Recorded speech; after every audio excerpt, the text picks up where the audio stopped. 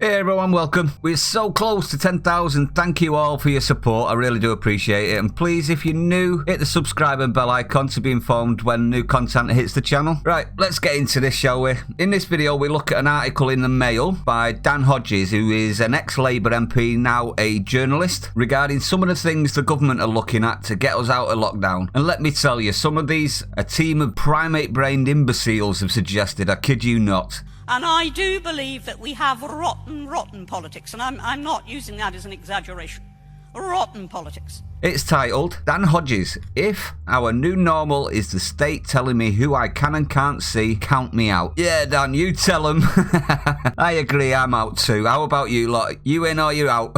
Right, let's read this article and see what idiocy they're thinking of, shall we? Who is your 11th friend? Last week it emerged ministers are giving serious consideration to the creation of a bubble of 10 family members and acquaintances who we will be allowed to associate with as part of the slow easing of lockdown. So think about it for a moment. Not of the 10 lucky souls who will make the cut, but the 11th. You know, the cousin, the work colleague, that slightly awkward and detached member of your social circle. Think about the conversation where you tell them, sorry, I'd love to see you, but I have to stay in my bubble. Think of the NHS and save lives. Woohoo! This apparently is the new normal. The landscape that awaits as we finally emerge, blinking from the lurgy darkness into the light. We won't just have this binary easing up of measures, Dominic Raab told the nation in one of his final acts as standing Prime Minister. We'll end up moving to a new normal. Now, at this point, I would like to stress, Mr. Raab, I do not want a new normal. I want normal. I want to go back to the way it was. I want my country back. I don't want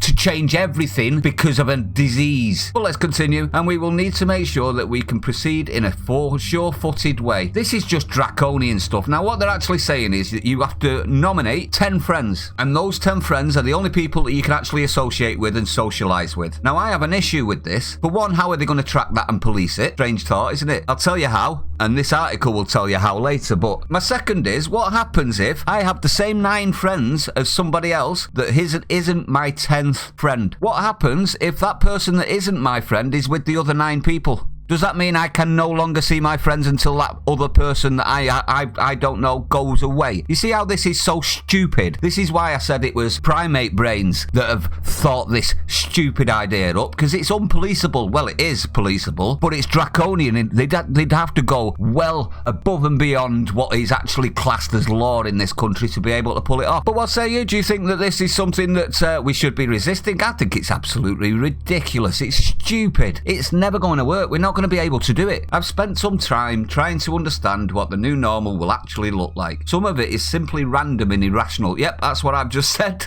We're looking at social distancing on public transport. Oh my lord, how are you going to do that? 1 person per bus? Jesus. That will mean operating services at just 15% of normal capacity, one minister told you. Can I just say, at this point, minister, if you do that, everybody will be in their own transport. Everyone. Because think about it, a bus pulls up, there's 20 people at a bus stop. You can only put 5 on. So that's 4 buses you're going to have to use for the same amount of people as 1 bus normally. And they think this is going to work. How? Just idiocy, isn't it? Other proposals sound good on paper, I bet they don't, but are impractical, such as the idea of a 2-metre exclusion zone in workplaces. Oh, well, you see what I mean? How is this ever going to work? This is just ridiculous. And then there are plans that have clearly been drawn up by someone who has fallen over and hit their head.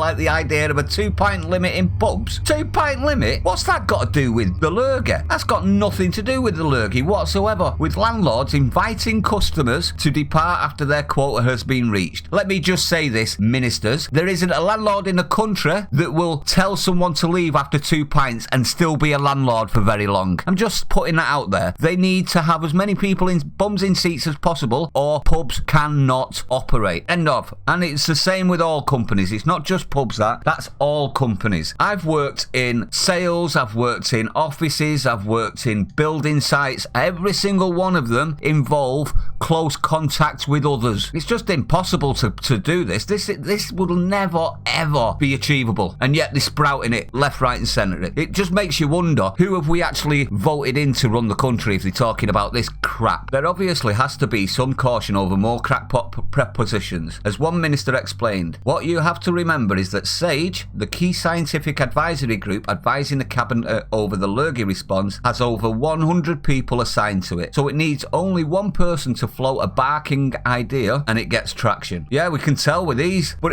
but it's clear that the increasingly desperate search for a route out of the lockdown labyrinth, it's easy that. You just stop lockdown. You just stop it altogether. I mean, look at the Americans. If you're wondering, the Americans are not doing very well. They're actually protesting the lockdown at the minute as unconstitutional. Makes you jealous of that constitution, doesn't it, everyone? Ministers are giving serious consideration to some radical and dangerous schemes. One is the idea of some sort of continuing restriction on private social gatherings along the lines of 10 Friends proposal. As one senior Conservative backbencher said, remember those times when you used to meet someone and go out for a few dates? Then you'd reach the point where you'd say to yourself, right, do I want to take this on to the next level? What we're seriously looking at is the state stepping in and saying, sorry, but now we're going to have to demand you make up your mind. Are you into it or not?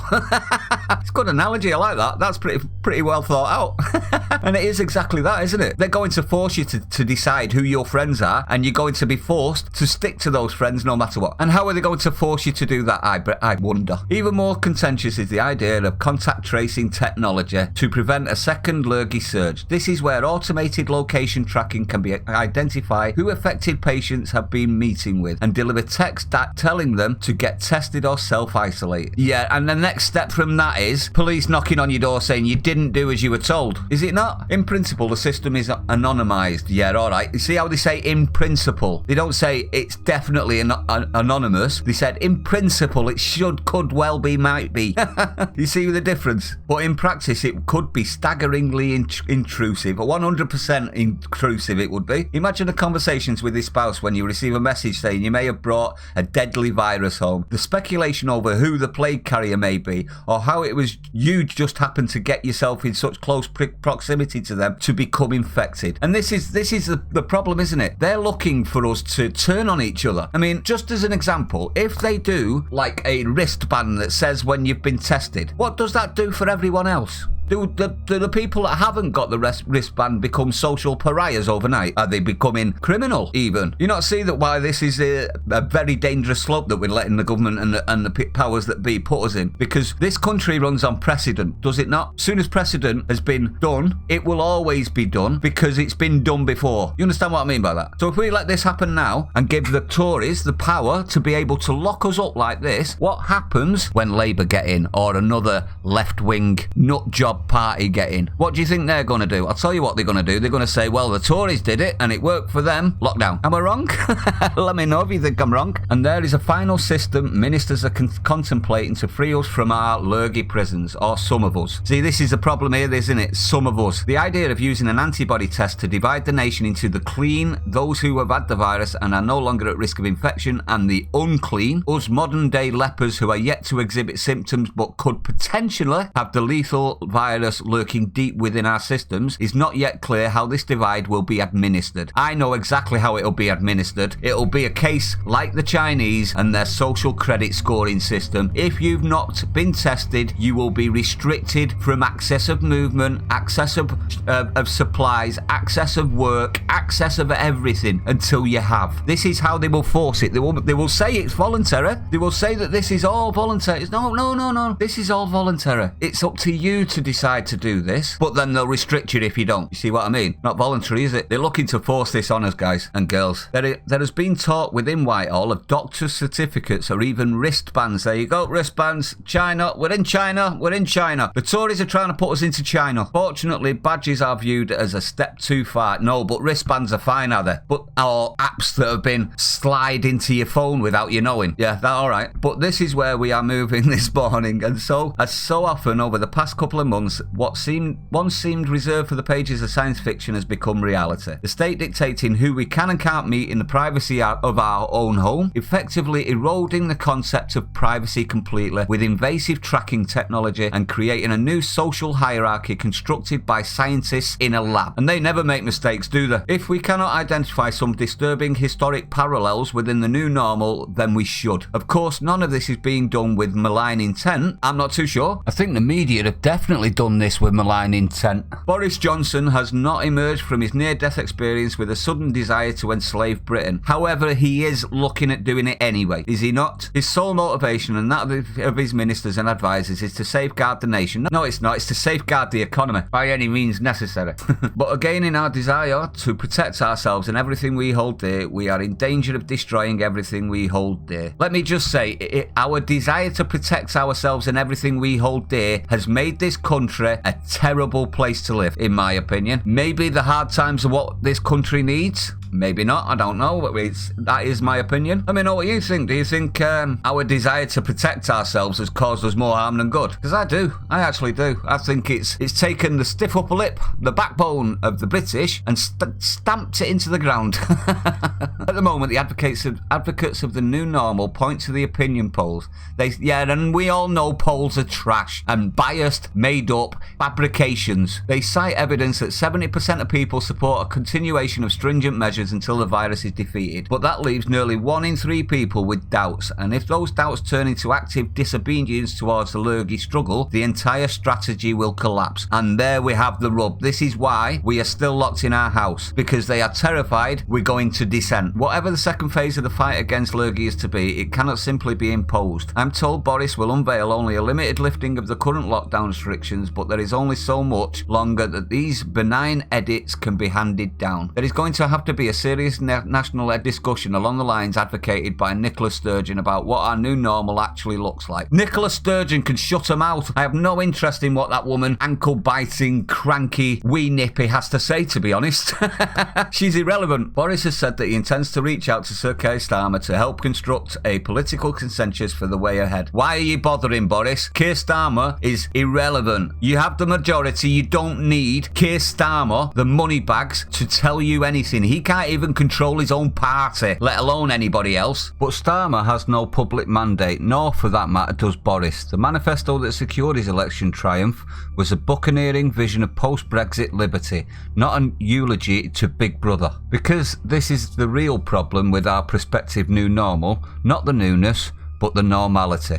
Each and every one of us has been forced to embrace things they would have found unthinkable less than 2 months ago, but most of us have done so willingly in the knowledge it was being done in the national interest and in extremis. I am not too sure, because they seem to be carrying it on a lot longer than everyone else. I mean, we've got America protesting it, there's other places in the world protesting now. There's no proof that lockdown actually does anything whatsoever other than slow down the amount of people that are catching it. Does nothing to save people. Everybody's going to catch it anyway. The vaccine that everyone's heralding as the new cure is never going to be a cure. Vaccines are not cures. Vaccines are slight doses of what you're trying to fight off in the hope that it bolsters your immune system to that for when you do get the proper thing. That will never stop this. It will just continue it until we find something that will stop it. But we've never done that for flu, have we? So I don't hold much hope in that fact, to be honest. What we are being asked to accept now is not the extreme or even the unusual, but